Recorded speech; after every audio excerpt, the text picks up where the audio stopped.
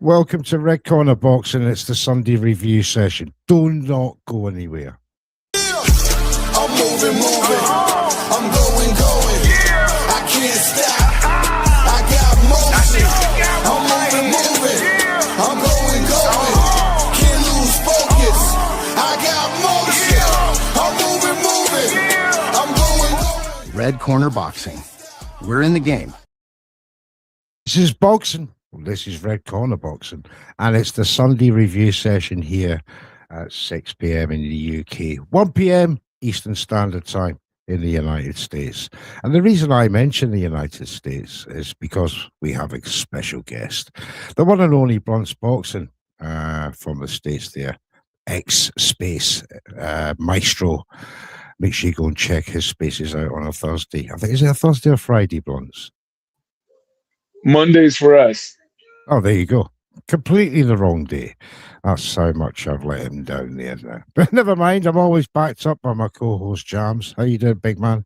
I'm good, thank you, Mr. Neutral. Great to be here with Blunts and Boxing as always. And we've got a special guest coming up in about 10 minutes. So let's run the tape on last night's fights. Yeah, absolutely. We will be joined by the one and only Mr. Dan Garber, who will be joining us to talk about his fight last night. But look, three big cards. Well, two cards. There's one to come, but we're going to talk about the one in Nottingham first. And Jams, pick a fight. Yeah, well, let's start from the top, mate. Let's go with the Leewood fight. Let's go Leewood, Josh Warrington. It was good. It was everything I expected it to be. Leewood done exactly what I said he'd do. Yeah. He already had the confidence from the win last time out. He was never going to be denied. He made it look easy. Warrington looked shot to pieces. Just a great win for the lethal Leewood, mate, and I was more than happy to watch it. Wish he'd got the knockout, though, I must say. Do you feel that, you know, the way it was promoted and that it was a bit of a letdown, considering, you know, how much these two were going to war, as it were? Not really, mate, no, because, you know, let's be honest, they were flogging two dead horses, let's be honest. When you're flogging two dead horses, to sell out an arena, I think they've done pretty well, mate. I think it was a pretty good show all round. They got some of the freshest young talents on. You got Meatball Molly McCann, you got TMA Ayton, you had Leo Atang. You had some of the best British talent with two of the best of yesteryear. For me, it worked perfectly. I think it was a decent card. I enjoyed it. Yeah, it was all right, wasn't it? You know, we did the watch along, the prelims and the main event. You know, but it was strange in one way, but, you know, certainly with the Leo Atang and Dan Garber starting, it just sort of gave it a bit of a sour taste, you know, after that. Yeah, but, I get that.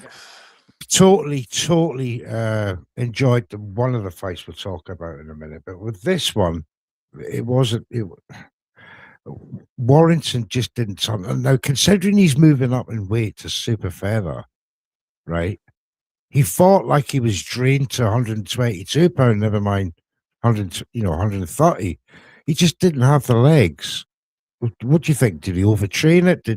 Was he just washed up? But he did look good at the weigh-in. So it was a mystery as to why he's had such a lackluster performance.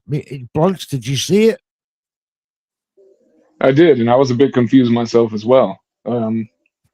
It makes you wonder if it's just both of these guys are hitting the back end of their career, whether it was him moving up and we would presume that he would look even fresher because of not having to do the weight cut or as such a significant weight cut. But yet it was unique because I do feel like, wow, both of these guys, I feel like are actually past it.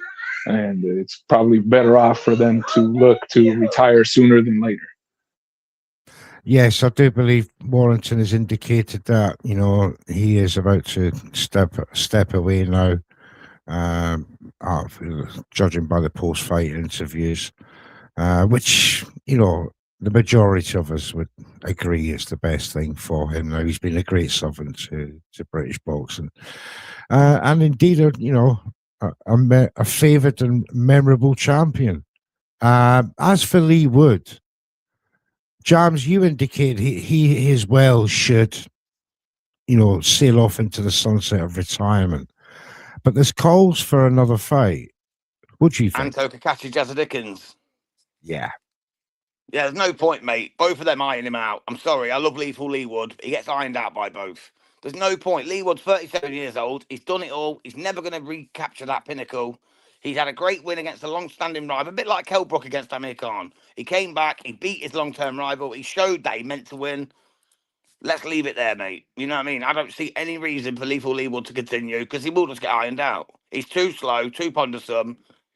There's not a lot there to work with. Blunts, you've just heard that. Would it be testament to Lee Wood? Now, some people were saying it was a great performance by Wood. A masterclass on some posts I read on X. However, Jams has just said he get ironed out. A masterclass performance, getting ironed out in your next fight, would that be look real bad on Josh Warrington even more? I think it probably just is kind of like what James was saying. It speaks more volumes, I think, of how past it his opposition was. You can look great in a 12-round fight where you can, win all 12 rounds, but look at the level of opposition and determine on how great that win actually is. And Jazza, I think, has surprised us all, and I do believe without a reasonable doubt that would be a very, very dangerous fight. Absolutely, mate. He just ironed out Batagassiev, you know what I mean? Who's nobody's fool. He ironed him out, mate. And Jazza's not like that normally. So Jazza's got that pop in his step. He's in the crest of a wave. And Kakache, he's knocking people out for fun in his later years. I just think it's all wrong for Lee Wood. The best thing he can do now is just say, I'm the best thing since Carl Froch. Let's leave it there. Yeah, absolutely. And I want to welcome Tony Webster to the chat. Hello, guys. Great lad, mate. He's from the community. Great lad. Lad. And he says Wood leaves his chin on a plate for a top fighter. This is true. And like you said, James, he's another, one that doesn't need to fight on. He's been a great servant to the sport. And maybe he should. But what these promoters and people that are around these fights and say, oh, you were great, you were fantastic. You can't be talking about retirement yet. You've got another year in you and all the rest of it. Let's just hope he takes a real good and hard think about it. Yeah, because they'll just be blowing smoke up his ass, mate. They'll be blowing smoke up his ass because it's another payday for Eddie Hearn or whoever's pushing it forward. There's no real outcome. There's no outcome for Lee Wood. If he fights another fight, he either gets ironed out, but there's not going to be any real journey to anything. So he may as well say now, I've gone out on a high, I've beat my rival, let's leave it there. I totally agree. And I think we as fans should hope that that's what he does, because man, how often do we see guys, fight past their best? And not just that. I mean, what's his age again? You said 37, correct? Yep. Like the neurological damage that's taken from these guys doing this gladiator sport, it's better to get out on a high like that than leaving on the lowest of lows. Absolutely, mate. Yeah, the last thing we want to see is Lee Wood ironed out by Kakashi again or by Jazza Dickens, laying on his back in front of his home crowd. All right, we've got Dan Garber here, mate, to talk about the Leo Tang fight. Let's bring Big Dan in. Yes, let's do it. Hello, Dan. You all right, Matt? Yeah, very well, thanks. You what, sorry? How you feeling after last night? Fucking fuming. I guarantee it, mate. Right, we'll get to that. You just come in a very auspicious moment. We've talked about the main event whilst you were coming in. James, if you can just put up that photograph of the card last night. Well, let's move to Garber and Tang, mate. Why Dan's here? Let's move to Garber and Tang. We're going to start with that one first now. Just for the people at home that doesn't. Dan Garber was stopped in the first round by Leo Tang. Now, James, Dan, you remember, I don't know if you've seen it, Dan, but James called it on our prediction show that as soon as you suffered the first attack, the referee was going to stop the fight. James was very, very certain about it. Vehemently, right? So, and I'm thinking to myself, that's a bit extreme. But it actually turned out to be bloody true. You were stopped within, was it 25 seconds, and you were answering back. I think fight I got don't stopped. understand. 1 minute 10 seconds were on clock when the fight got stopped, and Yeah. he stopped it. And you see when he jumps in, I jump up in the air. I said, my exact words were, "What the fuck are you doing?" And he won't even look at me at the referee. My corner were in shock, and I said again, "What was that about?" And he said to me, "He hit you with 20 unanswered punches." Now, when we went to ring center, Leo says, "I'm sorry about that," and Yeah. he honestly he's a respectful, really, really nice kid. That's not his fault. They've got a TV monitor at the side of the ring, and I said to the ref, "Watch the TV monitor." And we watched it together. I said, "Count the punches, how many landed." He counted 2, and he wouldn't even look me in the eye. I said, 2 punches have landed there. I said, "I'm still on my feet." I said, "I've had 18 professional fights. I've been dropped by 2 men, Matty Harris and Hughie Fury." And I said, "I've got up each time." I said, "How can you stop that?" I said, "It's heavyweight boxing. We're not kids." And he wouldn't even look me in the eye. And even going with the shit, when I got out of the ring, I said to Eddie Hearn, I said, "That was bullshit." And he went, "A bit early, in my opinion." Barry Jones said it to me.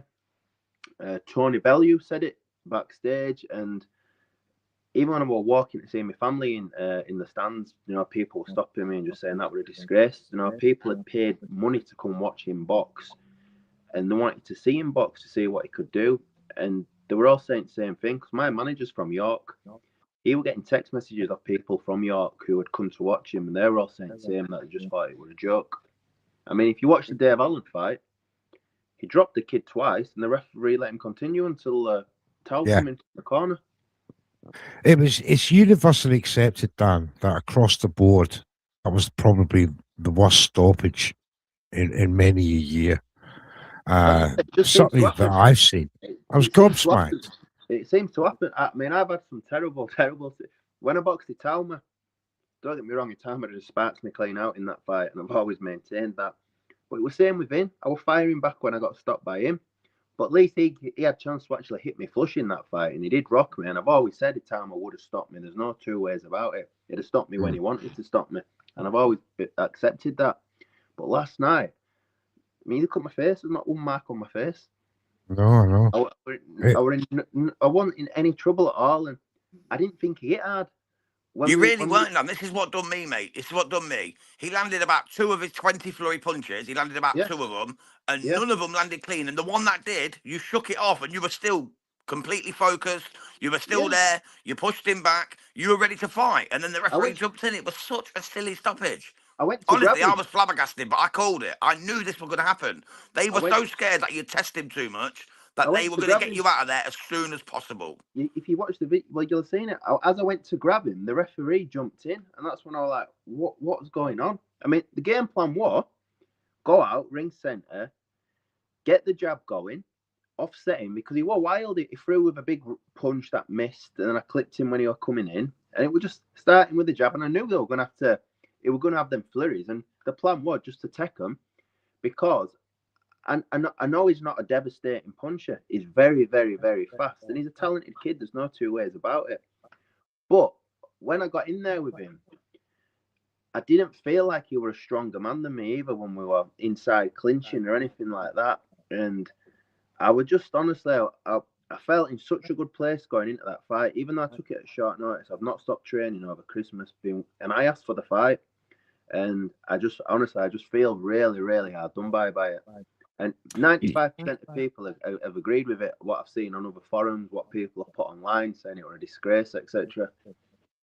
It's absolutely. I haven't seen one post that can justify what happened last night amongst professionals, amongst pundits, and the fans. It's universally accepted that was an awful stoppage. It must leave a bitter taste in your mouth, considering the people that come to see that. Look at what, you know what I mean?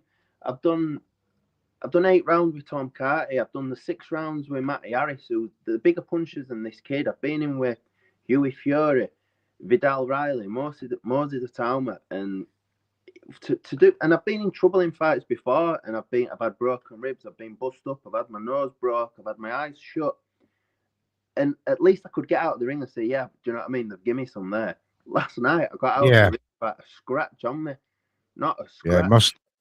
Yeah, it must leave you with a sense of unfulfilledness, you know. I couldn't sleep. I couldn't sleep last night. And when you wake up the next morning, you know when you've taken a flush shot in 10-ounce gloves. You know you've got aches, you've got pains, and there were nothing. Yeah. I feel like I could jump in the ring now and do 8 rounds. Yeah, that's the thing, man. And the worst part, Dan, is as well, Leo Atang didn't learn nothing. All he's learned is he's going to be protected. 100%. He's going to get these stupid decisions. You was his biggest test by far. You can guarantee what's going to happen. They've been putting a kid called Dobrichenko's name about, who's never been. I think he's won 9, lost 19, but he's never been stopped, and he's been in with some big names. And the guy actually messaged me today, this Dobrichenko, saying he wants this fight with Leo Atang, etc. And he's fighting Emmanuel Odiesi next. And I said to him, you can guarantee, mate, if you get that fight, I said, because he's probably the toughest guy on the circuit. He's got a head like cement. It's like a rock. But I said, as soon as that kid opens up on you and flows a flurry, the referee's just going to jump in and stop it. And they'll be thinking, oh, look, he's the first person to stop you. Moses Atama couldn't do it. Hughie Fury couldn't do it, etc. Yeah.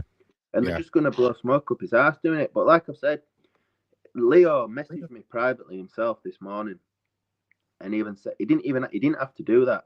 And he said he apologized. He said, "Look, it wasn't his fault." I said, "I know it wasn't your fault, mate. I take nothing away from you. It was the referee." He's probably the nicest kid I've met in boxing, to be honest with you. He's respectful, he's well mannered, and he didn't have to do that. But do you know something? I know he's boxing on that Liverpool show on 18th of April, and I feel that undone by it. I'd love another crack at it, a fair crack. I know, because I'm actually going to that, Dan. It was weird because they announced the undercard already for it and saying his name there. I just thought to myself, now, did you get the sense that there's any collusion going on? Well, that's clearly what it is. Honestly, I just think it's because straight away they're comparing him to Moses Atama. He stopped him quicker than Moses Atama, this and that. And I was just like, fuck off. You can't compare him to Moses Atama. You can't compare anyone to Moses. For me, Moses is, bar Usyk, the best heavyweight in the world, apart from Usyk. Yeah. And you can't compare this kid to Moses. And when I boxed Moses, he hit me flush. And my leg, but I've always been confident in my chin.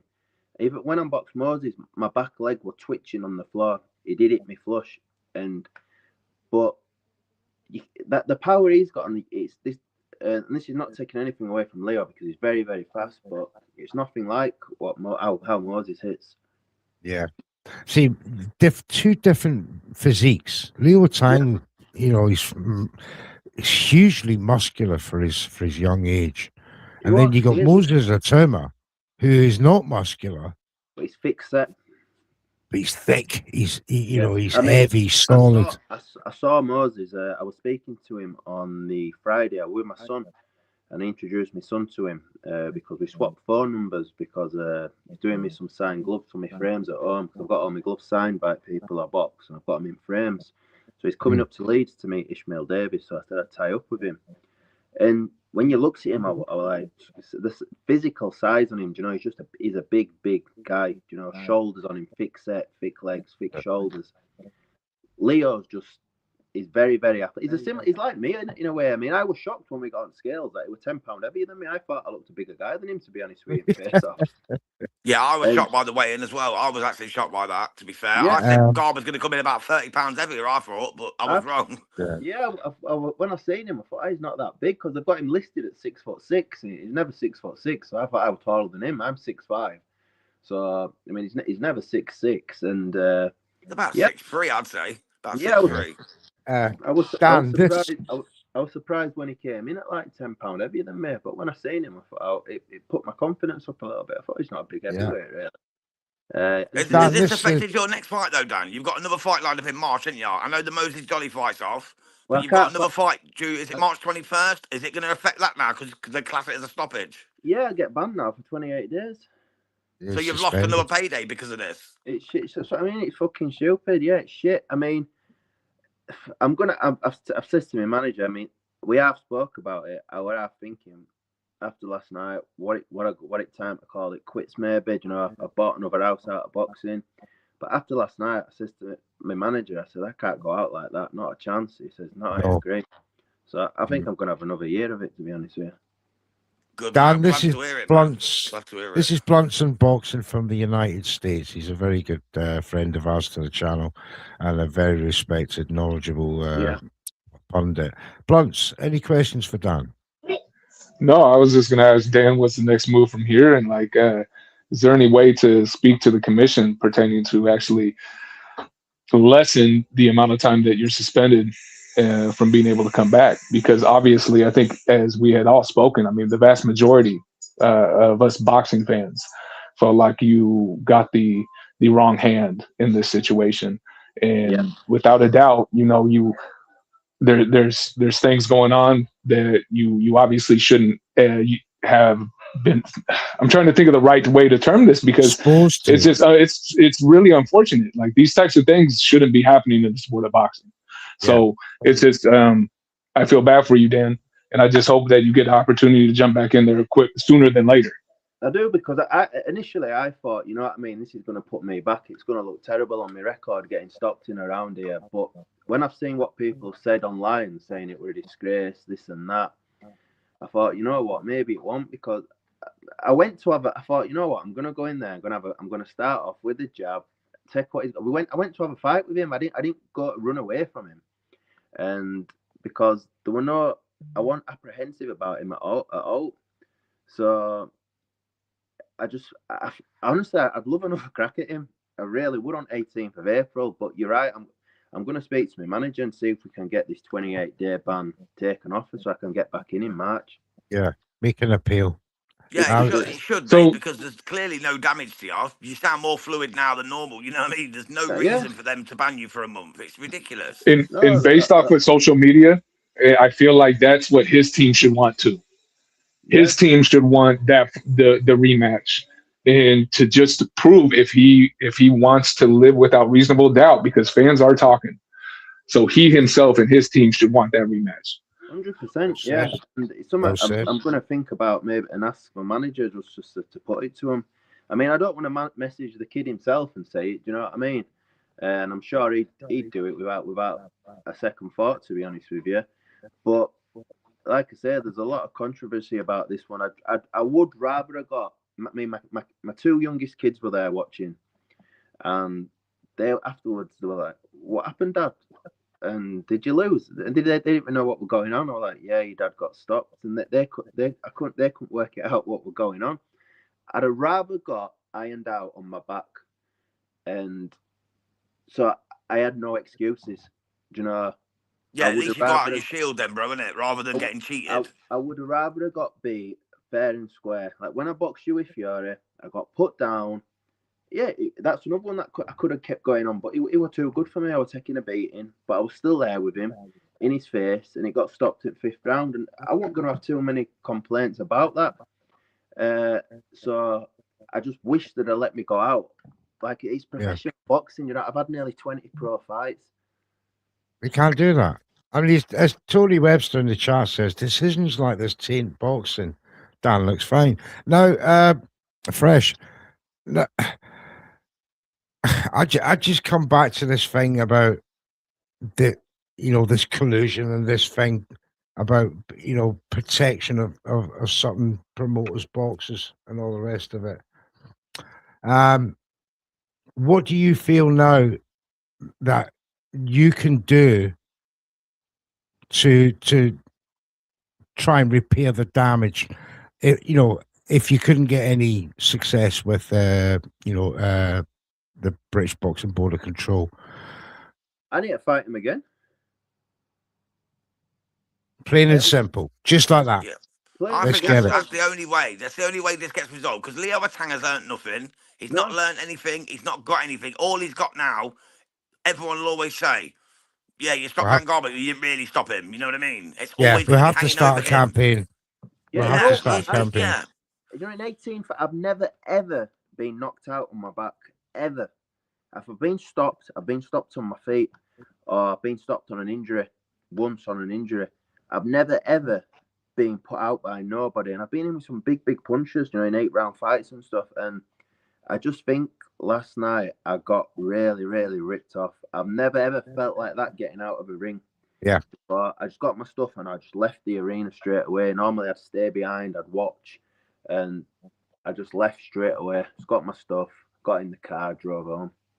Yeah, it was heartbreaking to watch, mate, to be honest. But like I say, absolutely. I didn't call it. I knew that's what they were going to do. I knew you were too big a risk for them to let it go. Yeah. Because as you got to the second round, you just started getting in your groove, putting the pressure on him, bullying him. That and they was didn't the want whole- that. They didn't that want was a the test for Leo Tang. They wanted a touch for Leo That Tang. was the- And they that's what we mugged said you in the off changing room. royally. That's what we said Yep. in the changing room. The plan was in that second round or so, we were just going. I'm going to start walking him down and put him on the back foot. That's what. Straight away when the bell rang, went straight to ring centre and we're firing the jab. I wasn't running about, letting him come to me. We went straight to ring centre and we were both firing the jabs. He threw a big right hand that he missed with, that I ducked under, etc. Yeah. And I knew that little flurry was going to come, so I wanted to test it out. I thought, right, it's coming here. And he threw him that quick. 2 landed. I was swaying side to side, and when he jumped, when I went to grab him, when he jumped in, I thought he was like separating us at first, and when he waved his arms, I just thought, my God. Yeah. And that's another thing. Was that when he come into the dressing room before the fight, did he actually say to you, "Look, if you're getting in trouble, I'm going to have a look at things"? Nothing at all. See, this is where the collusion keeps coming back to me, Dan. The signs are there, but it's just so fucking unfortunate. Excuse my language, brother.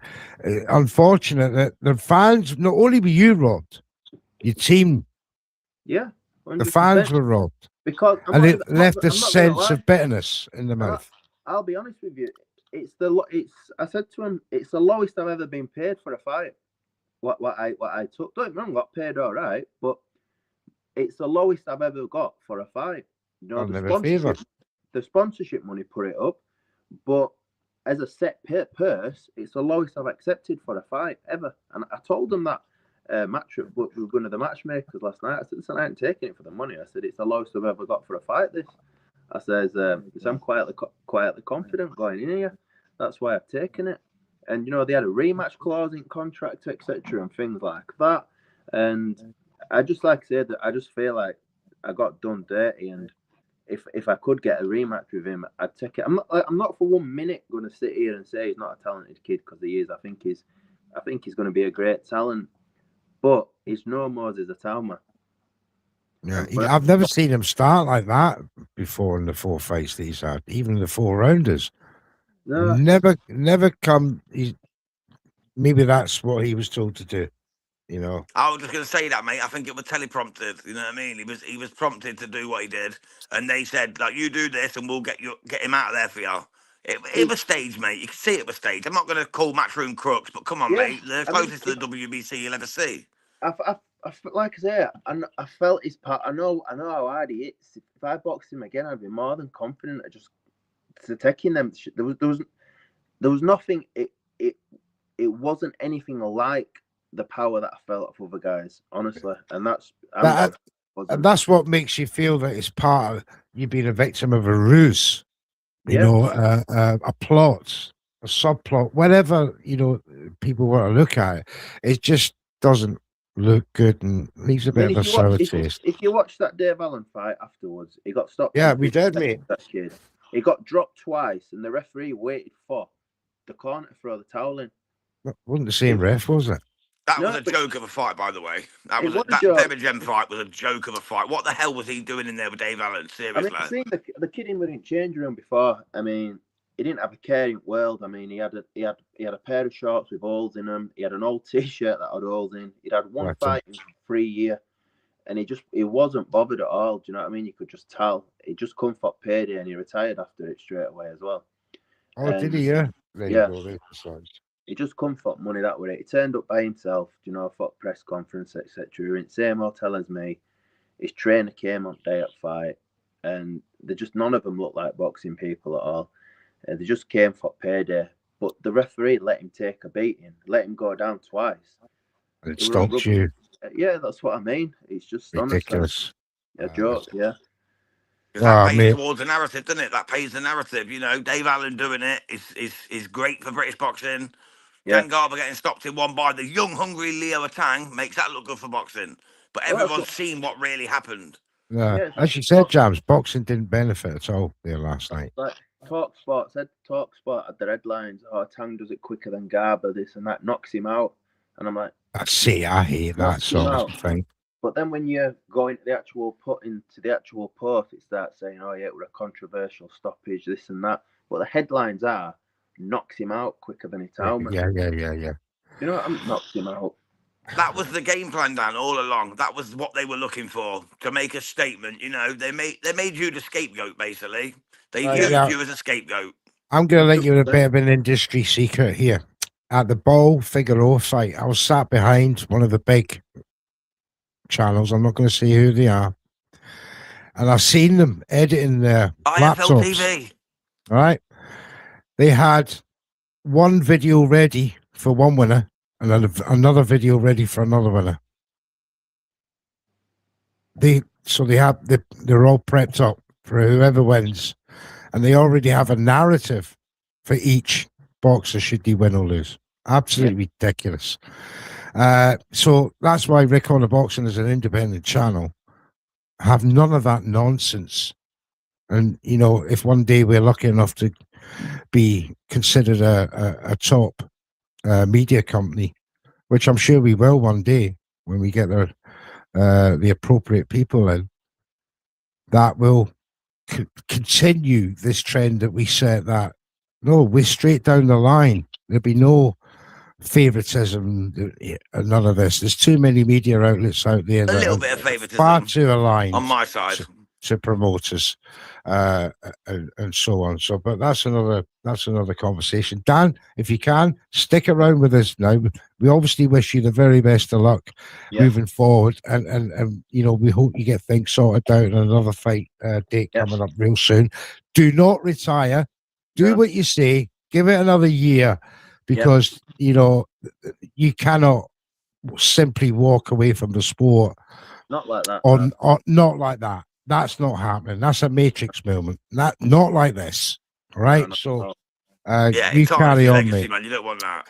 But stick with us, because we're going to talk about some of the fights that happened last night, leading and going on to the American card where we could bring blunts in. So, James, we'll quickly go through the other fights that was on. We'll go to Sandy Ryan next against Carlos Zamora. Right. Okay, then. Sandy Ryan had a bit of a struggle with Zamora. Do you think, James? She did, mate. She did. She made it look hard work. You know, I love Sandy. She's a beautiful girl. She's a great fighter, but she struggled last night. Honestly, mate, I think them losses to Michaela Mayer took a little something from her. And she was really struggling last night. She got the majority decision win, but I'm telling you, a lot of people had Carlos Zamora winning that fight. Dan, you let out a little clue that you left after your fight. And I don't know if you've had a chance to see any of the other fights. Only ones I've seen Ishmael Davis and the Josh Warrington fight. Obviously, I've seen the Dave Allen one, but I saw Ishmael Davis. I've seen that fight, and I've seen Josh's fight as well. All right, Christoph, we'll come to them in a minute. Blunts, Zamora, were you surprised with how well she? I was very surprised. I think a lot of us, you know, were considering that this was supposed to be kind of a gimme shot for her to get a kind of a title back and, you know, get some confidence. And Zamora, I think, very much so surprised the vast majority of boxing fans, and probably surprised Sandy as well. So I think it was actually kind of in its own way, a very interesting, intriguing fight while it took place. And I think it's I don't know what's going on with Sandy. I think a lot of us thought she should have gotten this quite easily. So yeah, is James right when he says that Mayer took a little something from her, or is it the fact that, you know, she was not that great in the first place? Maybe a bit of both. I think I'd like to think it's maybe Michaela may have taken something from Sandy, because those two fights were very close, but very, it was that those fights were very tough. So if you look at it, I just think, yeah, I mean, James could be right that that Mayer may have taken something from her. Now, would that say, if you go by the form, would that affect May going forward? That Sandy Ryan's not had a great fight. Her own form would suffer for that, or is it just look? I think too. Is it the typical, maybe the American, setting that she took her soul? I'll tell you what it could be, mate, is dropping down in weight. Sandy went back down to super light for this rather than Walter, where she fought Michaela Mayer twice. So she dropped the 7 pounds. That's a big jump. 7 pounds for a skinny girl like Sandy. Yes, she's gone down. She maybe felt drained. She felt tired, sluggish. You know what I mean? But she got the job done. She got the win. Although a lot of people think Carla won it. All right. Let's move on. Yeah. Do you want to go TMA Ayton? Yeah, young Tia. She got Catherine into. Ramos. Yeah, she was given a fight as well. Young Tia. She was tested for the first time in her career. The whole prediction league. That's what we need. That's what we needed from Leo Atang against Dan Garber. Dan would have tested him if they'd let the fight happen. This is exactly what Tia got. Leo Atang didn't get. You know what I mean? Absolutely. But we're sure she'll benefit from that. She looks absolutely fantastic stylistically. She's very, very orthodox and very good style to look at. But she needs a bit more. Well. She needs a bit more movement. All right, let's move on to the next one, and that would be Ishmael Davis versus. Do you want to do Molly against Beta? Molly, you did her over 6 rounds. It was 60-54 on 2 cards, 60-55 on the other. Yeah, very, very, sort of expected. So we're not going to ponder too much on that one. Let's get to Ishmael Davis and Bilal Fawaz. Dan, you're a fan of Ishmael. He's fellow Yorkshireman. Great start. Yeah, it was great. He had a great start, and then he faded down the stretch. But he's actually come out and said he don't know what happened. He said his energy levels have never dropped like that. I don't know if it were making the weight. I don't know how comfortable he is at making the weight. He is very muscle bound, but he said he ran out of steam down the stretch. And like he said, he had a great start. But that kid he boxed, he were a very, very live underdog. And I'll be honest with you, I did fancy him for upset. I know quite a few people that did put money on him to win on points as well last night.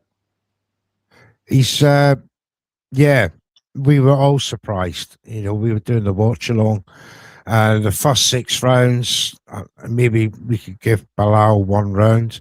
It looked a foregone conclusion. And then, as you said, the gas tank started to deplete. Yep. And we were saying... ran out of ideas, man. He ran out of ideas. He just aged so quickly. He went from dominating a fight to literally just turning off completely and letting Bilal Fawaz take the fight from him. But that's how much the gas tank affects your mentality, Dan, isn't it? Because if you start gassing, you start to panic and run out of ideas. 100%, and it's happened to me before, and that's why my last few fights I've gone in there knowing how fit I've been. But I've been in Peter Fiore's gym and doing 8 rounds at a time, twice a week with his fighters at a good pace. And last night with Ishmael, if you look at his last few fights that he's had, I think he's lost 4 of his last 5.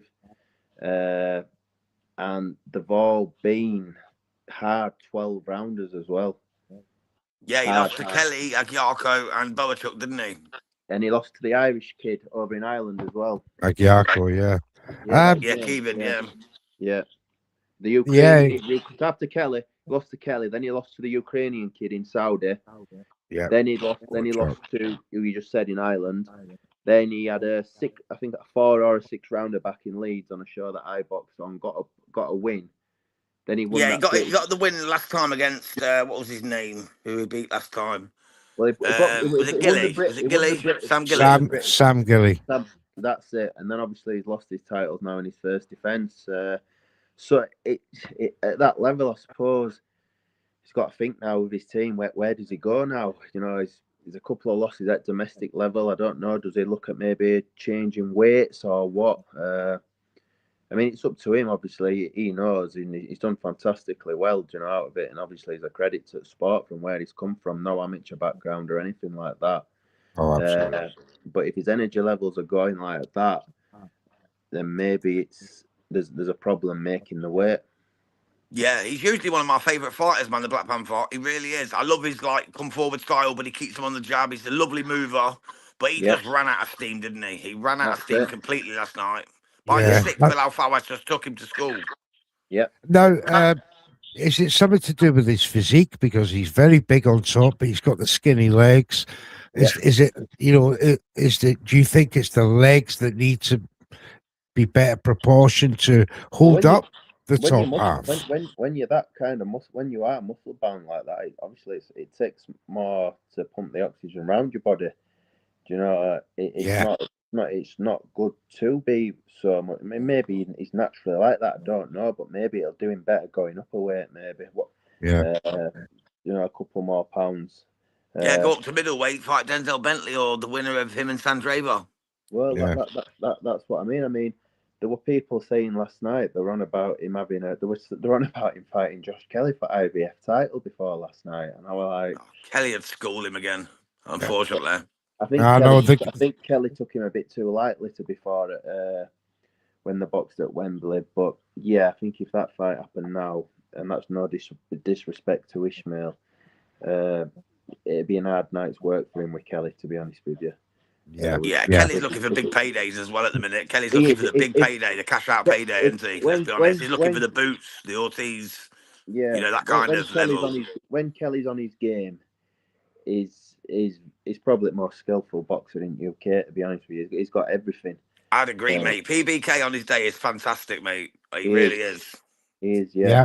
So, now, Bilal Fawaz, you know, 37 years of age, he put in a performance like that. He's 38. He's 38. He's 38, my God. Yeah. So he's 38 years, he's a bit of an anomaly, isn't he? And he's also a great character. I like him.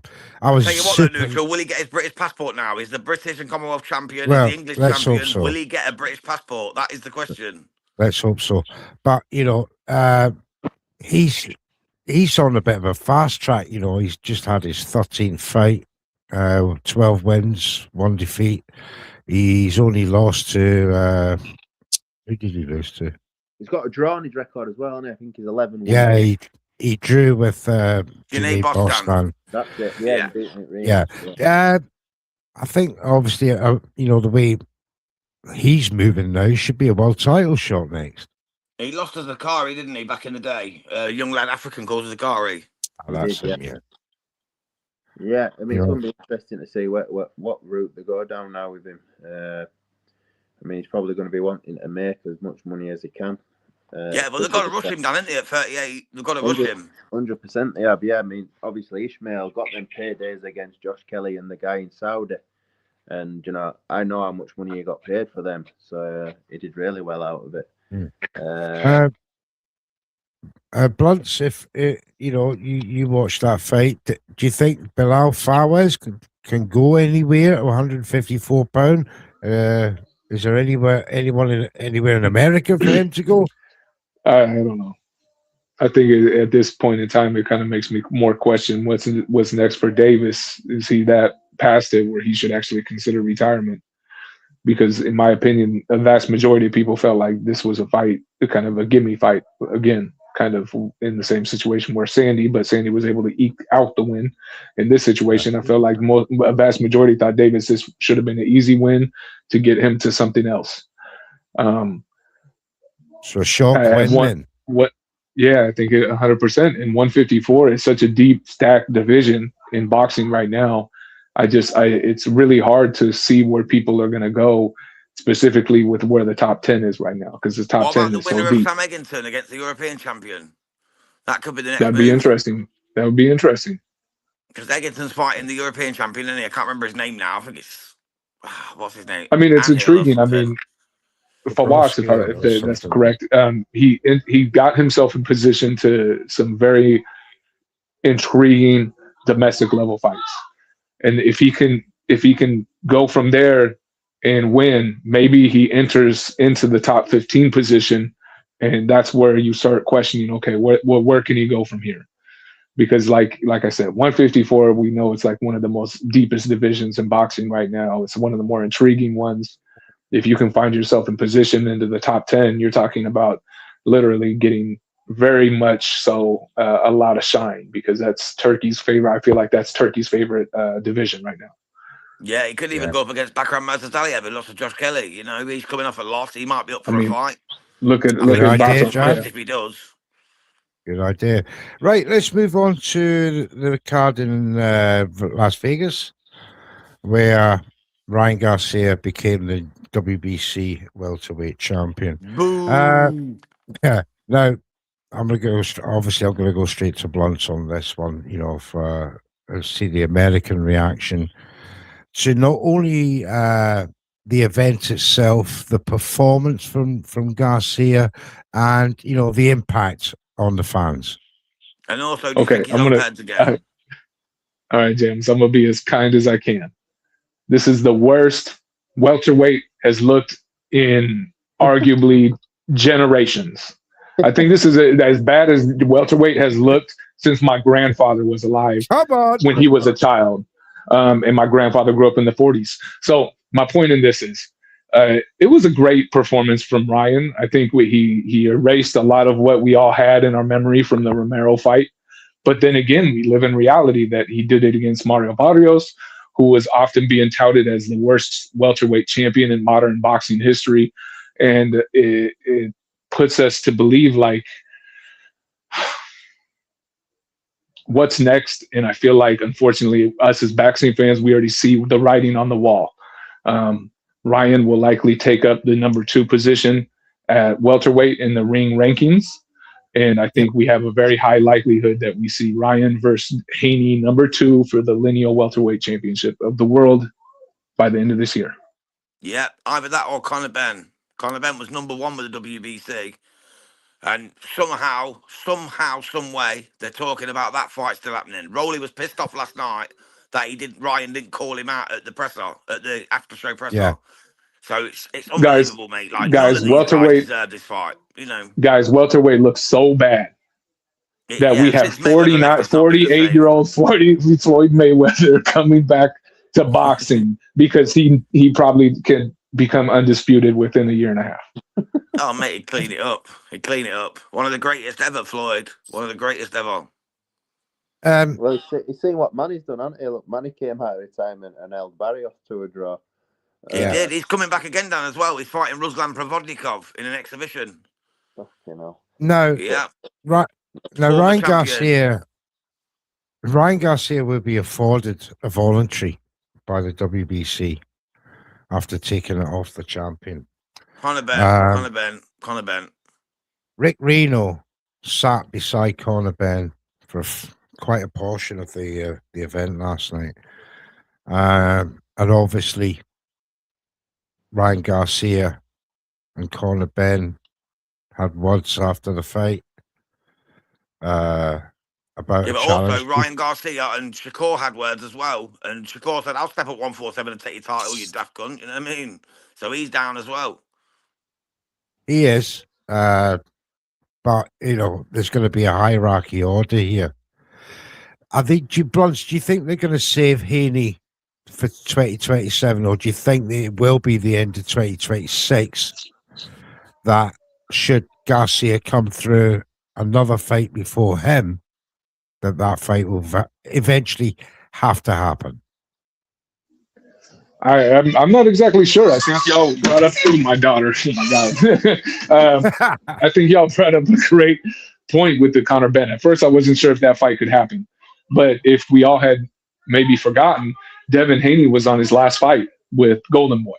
So if the rumors are all true that Conor Benn was given a 1-fight deal for a very large sum of money, it makes you wonder if maybe that's what Dana White and Turkey and Zuffa are looking for, is maybe a one-off with, as you guys have been just saying, maybe Ryan Garcia versus Conor Benn as a headlining card for Zuffa Boxing. Yeah, humanly. I think it's a very real probability. Yeah, sorry to interrupt because you, lads. I've heard it's Rolly Romero versus Conor Benn. $14 million fight, £10 million, Zuffa Boxing. That's why they signed him for that one fight deal. It's for Jam, the Rolly title shot. I think Floyd's coming back, and I think Floyd is probably facing it. If he does come back, I think the best fight for Floyd is Rolly. Rolly and Floyd actually Rolly grew up with Floyd in his boxing gym. His father was, I believe, a trainer in the boxing gym, in that specific Floyd Mayweather boxing gym. So it makes you wonder, like, is that the fight that Floyd's looking at? And that's why he's having this comeback. Rolly has no fight announced. They were trying to make the Pacquiao fight for Rolly. That didn't get made.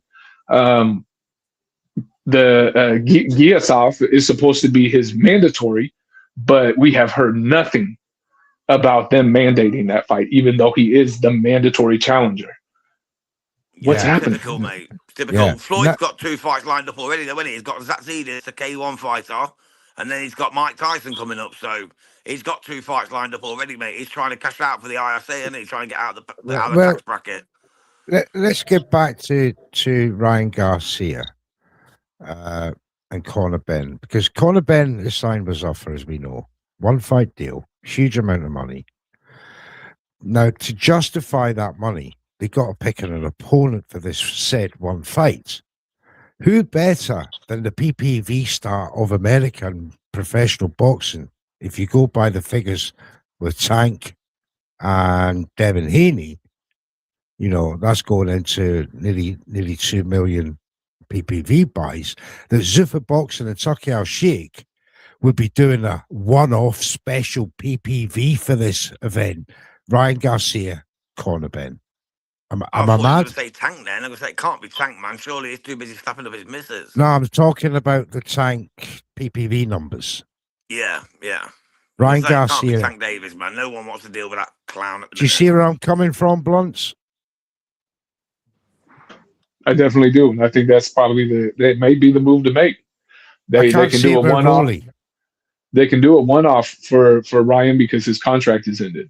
So he can pretty much, they can throw a big bag at Ryan and be like, hey, come over here for 1 fight so we can do 1 major event this summer, because UFC and Dana White have famously loved to do major summer events. So I could see that as being a reality, that yes, that might be their one-off, and both of them have the opportunity to either come back and fight for Zuffa or go ahead and go off and, you know, fight for whoever. This was the plan all along. I think it's Rolly Conor Benn. That doesn't justify the money, Jams, for me. It doesn't, but who else could it be, really? Let's be honest. No, it's got to be Garcia. Tottenham Hotspur, 70,000 people, PBV special. Ryan Garcia comes over to the storyline. It's the only fight for Conor Benn to actually, under Zuffa, that can sell this fight as well as Matchroom. That's why he signed for them. That could make the money back. I agree. But they're doing a TV deal. They're hoping to get a TV deal with Sky Sports for Zuffa. I feel the stars are aligning for this fight. You had to hear Red Corner Boxing, Mr. Neutral, 53 minutes into this show. Ryan Garcia, Conor Benn, this year in the summer, Zuffa Boxing Promotions. I hope it's the case. I'll go to it, mate. I'll go there to watch Conor Benn get ironed out. And all those people that slate Ryan Garcia, that will slate Conor Benn for whatever reasons, and rightly so, will still end up going to the event, paying for it, and watching it. Yeah, well, Garcia is a and that's their right, star, isn't he, rather than a boxer? So that's what I predict is going to happen with this. Dan, am I crazy? No. There you go. The big man agrees with Mr. Neutral. Right, let's go to the next fight under that card. We've got 6 minutes left of the show. We'll get as many of these fights in as possible. Who's the undercard, Jams? Who's the co-main? Gary Antoine Russell, mate. So let's go with Gary Antoine Russell against Andy Hirayuka. Wow, what a fight. I was expecting jet lag to affect Andy Hirayuka. Maybe it did to a certain extent. bit of a slow start, but boy, what a finish. Blunts? I think it was a great fight. Fantastic fight. And I think Andy I think he, even though he had lost in what a lot of people actually had felt was either a draw or even some people have favored Andy to win that fight. I think Andy kind of cemented himself within the top 10 and proved how great he was, because in my point of view, he showed oftentimes that Gary really couldn't put anything major together throughout that fight. And that's what kind of surprised me. I kind of thought, I was thinking that he would come back and actually get a stoppage late. But it's kind of ironic because Andy was the one who started putting on the steam later in the championship rounds. So it was a fantastic fight. Yeah, I truly believe that. I mean, I think we're all shocked by the strength of Andy Hirioka, certainly in the middle part of the fight where he started to take control. I was a bit aggrieved by some of the scorecards in their favour of Gary Anson Russell. I felt it was a lot closer than that. Could possibly have been a draw. But, you know, do you feel that the American audience now have put a bit of respect on Andy Hirioka's name after that performance? Yes, I think without a doubt. And if anything, I think it brings a little bit, I think we're intrigued even more now, because Andy was big at 140. Look at how big he is compared to Russell. I mean, wow. Yeah. It makes us wonder, like, if maybe he moves up to 147, which is already a very bleak, empty division, he could make a statement there. We want to see Andy Hirioka at 147 pounds. I truly believe he'd be an animal at 147 pounds. He looked a bit gaunt just before the fight, Jams, didn't he? Yes, mate. He looked completely drained. He looked dry. He looked bone dry when he stepped in the ring. You know, normally didn't sweat for a few rounds. You do your workout before you come out, and you're already greased up. You're already ready to go. Andy Hirioka looks so dry. I said it straight away. I said, he don't look right. He does not look right in this ring. Yeah. And Russell took the early rounds, and this is what won in the fight, in my opinion. Gary Anton Russell, without doing anything exceptional, just fiddled his way to like a 4-1, 5-1 lead in the fight. And then Hirioka had it all to do. I agree with you, Neutral, that the cards were wild. You know, 118, 110 was it? I think that's fucking stupid, man. Hirioka definitely took a few of them rounds. But at the same time, you could see why they gave it, because Hirioka did look dry. He wasn't pressing the pace. He was more composed and waiting for the attacks from Russell and then trying to counteract, as Japanese boxers tend to do. But you've also got to be counter-proactive. You've got to go after your man. You've got to put, especially in the away ground. You know, you're in Vegas, you're against an American. You've got to put your foot down and make a statement. And Andy Hirioka sadly didn't do that last night. But he still impressed a lot of people. And like Blunt said, 147, mate, I think that's where he could actually be a banger. He would certainly spice up the division, wouldn't he? I certainly think so. Right, let's look at that was off Richard Hitchens and Duarte. He was ill. Personally, I thought Frankie Martin, Nahir Albright. Yeah, what a fight that was as well. Frankie Martin got taken the distance. Fucking draw, mate. It was drawing. I think what's interesting is a lot of people kind of saw that this was going to be a tough fight for Frank. And it should have been, because that's the thing. It's like, in all reality, Albright even gave Davis some issues. If you can give an Olympic pedigree boxer issues in the pros, imagine the guy who has little to no amateur background, started late, and not just that, your Albright, I think sometimes is a little bit undervalued pertaining to his boxing IQ, as well as the power that he actually holds as well. I mean, I think it was a great fight, to where I think a lot of boxing fans, or at least some of the very little bit more knowledgeable ones, maybe you could say, kind of saw that, oh, you know, Albright could possibly take this, and Frank might not be able to actually impress like he's done in other fights. I think it was going to be a tough match from beginning to end. Yeah, it certainly was. And the draw was the outcome. Much to the surprise, a lot of people could have gone one way or the other, but fair enough. A draw. Frank Martin didn't do enough to outright win it. I mean, he almost got stopped in that 12th round. Yeah, he exactly. Did get stopped at the last round. He nearly did. He almost got stopped. Bully Boy Melikuziev, he got his knockout in round 7 against a very game Agbeko until he became not very game. Amari Jones knockout in round 4, much was expected. Joshua well Edwards done. got the UD. Yeah, well done, Blunt. You actually got a couple of correct predictions in the knockout rounds. It's just Amari Jones. Yeah, great stuff there. Well, look, guys, that's the hour up. Thank you for joining us here at Red Corner Boxing. Dan Garber, man, we're still fuming over that there for you last night, mate. And maybe the boxing gods will see justice in the end and get something sorted out for you, mate. Blunton Boxing, as ever, mate, we thank you so much for joining us here. I know it's only early over in the USA on a Sunday. We absolutely appreciate your time and your energy here at Red Corner Boxing. Jams, as usual, great stuff with this show.